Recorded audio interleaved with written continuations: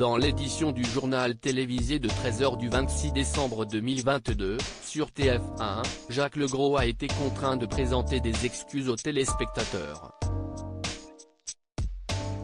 Des excuses qui font suite à un reportage diffusé la veille dans le journal d'Audrey Crespo-Mara. Dimanche 25 décembre, dans le JT de 13h présenté par Audrey Crespo-Mara, les téléspectateurs ont pu voir un reportage traitant de la vague de froid qui frappe les États-Unis en cette période de Noël. Parmi les images diffusées figurait celle d'un homme ouvrant la portière de sa voiture figée par la glace. Avec cette action, il faisait tomber une énorme couche de neige qui recouvrait le véhicule. Dans certaines parties du pays, la température ressentie est descendue jusqu'à moins 48 degrés Celsius hier, commentait alors la voix off.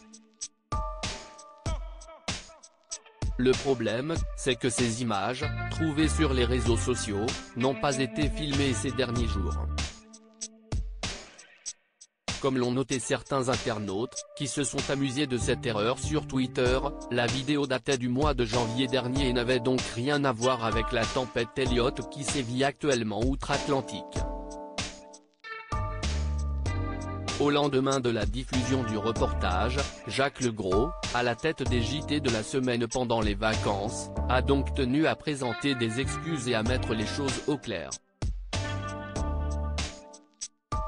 Les équipes du journal de 13h sont désolées de cette erreur après un nouveau reportage consacré à la météo du continent américain.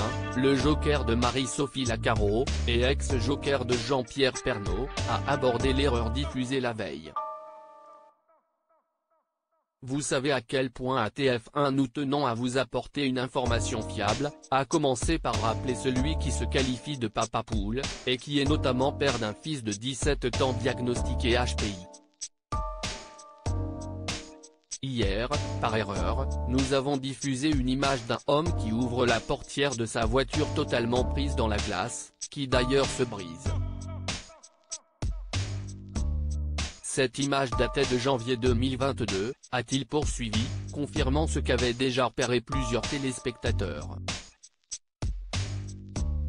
Pour conclure son message avant de passer à un nouveau reportage, il a présenté des excuses au nom de la chaîne. Nous en sommes bien sûr désolés et nous vous prions de bien vouloir nous en excuser, a-t-il indiqué.